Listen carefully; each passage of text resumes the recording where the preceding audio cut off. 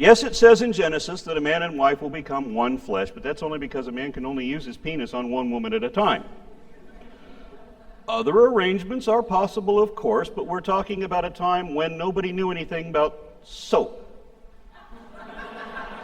or toothpaste, or deodorant. It was a time when procreation was more important than pleasure.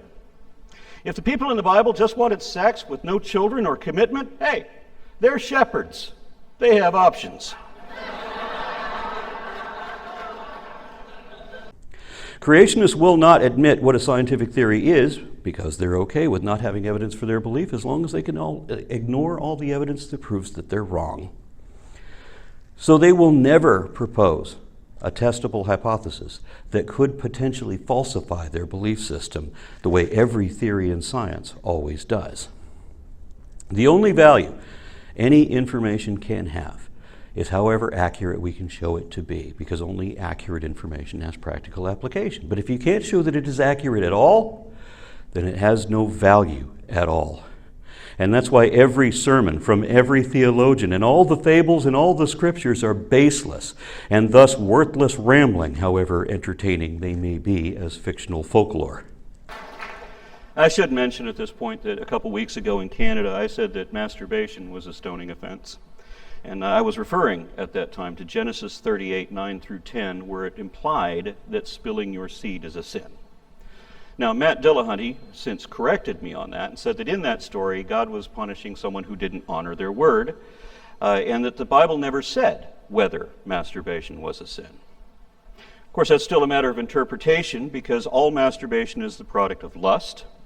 And Jesus said that anyone who looks at a woman with lust in his heart has committed adultery.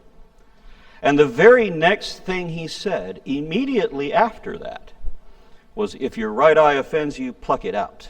And if your right hand offends you, cut it off. Offends you, causes you to sin, depends on your translation. And if that's not enough, Ephesians 5:3 says you can't have any hint of sexual immorality or impurity, and what fun is masturbation without that? 1 Corinthians 10:31 says if you can't give God glory for something, you should not do it. Well, sometimes I do. The biggest issue that I have with creationism is the fact that it, and I know that my peers will have a very different opinion about this. Some of them want to argue that these people are sincere, and it's possible to be sincere, but I don't think it's possible to be sincere when you're a pro, not when you're doing creationism. So I became an activist back around Y2K in response to a number of concerted efforts to undermine science education, not just in my state, but nationwide. Referred to then as a culture war, it was and is a coalition of apologetics ministries and pseudoscience propaganda mills determined to spread misinformation across all public media, including the classroom, to cause confusion about and rejection of science in an effort that was accidentally, publicly, admittedly intended to promote religious fundamentalism instead, as if that were the default alternative or even qualified as an alternative at all. And Romans 14:23 says, everything that does not come from faith is sin. That describes the whole of reality. And it's a very disturbing thought for a number of reasons, but bear that in mind when you read the outrageously high statistics of Christians consuming porn and cheating on their wives. It doesn't matter, and I should have said spouses there, my slip. It doesn't matter that they're not paying attention to their own religious doctrine, because marriage is not a sacred institution, it's a human invention.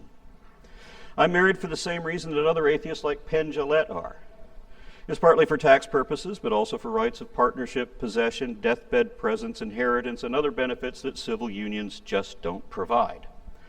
But even if we made civil unions exactly identical to marriage, why can't we call it a marriage?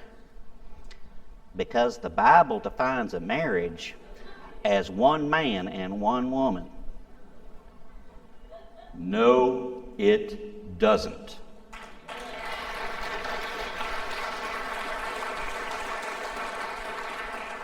It is so irritating when everybody says that, because it's so wrong. First of all, The Bible doesn't define marriage at all. Secondly, if it did, that's not the description that it gives. The way the Bible describes marriage is creepy, criminal, and cruel.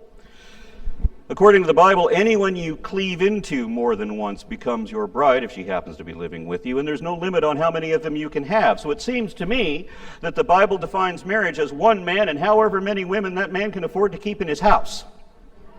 Please visit my eBay store from the link in the description below, where you can purchase this or other paintings you like from this channel, along with our Patreon page where you can support this channel for the thousands of hours spent to create the content you enjoy, despite facing all the obstacles since 2012. Thank you for your continuous support and interest in subject matters that affect humanity. Creationism isn't a universal aspect of religion. It's religious extremism, requiring a degree of reality denial in defense of doctrine, a collection of myths and legends which must be believed solely on the basis of their imagined authority, both in lieu of evidence and even in spite of evidence to the contrary. So creationism is at least an objection to evolution, but depending on how they interpret those fables, creationists can also reject astronomy, cosmology, tectonics, geologic history, biochemistry, heliocentricity, geosphericity, and in some cases, science as a whole, both in principle and practice. Creationist organizations often publish statements of faith, publicly admitting, as if this were something to be proud of, that they will automatically and thoughtlessly reject, without consideration, any and all evidence there could ever be against their position. American creationists are usually Christian and believe the Bible is absolutely infallible, the inerrant Word of God in all their parts and on all matters of which they speak, history, theology, science, etc., despite all the obvious errors, absurdities, atrocities, inconsistencies, and contradictions therein. Some hail the Bible as the only source of truth in our world and say, let all else be a lie. Remember, it's only adultery if the woman is already married. It doesn't matter if the man is married. If he is, she just may become another one of his wives. And a man can have sex with other women who aren't his wife, and that's not cheating either as long as they live with him, because a man is also allowed to have concubines. And a concubine is a sort of a sexual servant who serves no other purpose and has no claim to your estate. Your wife may not have claim to your estate either, because when you die, your wife might become your brother's sexual property. That's how the Bible defines marriage. The Bible does not prohibit multiple wives nor incest either. As a matter of fact, both are promoted. However, when your father dies, your mother does not become your wife. And you can't inherit any of his other wives either. And the reason that the Bible gives for that is because that would be like looking up your father's skirt.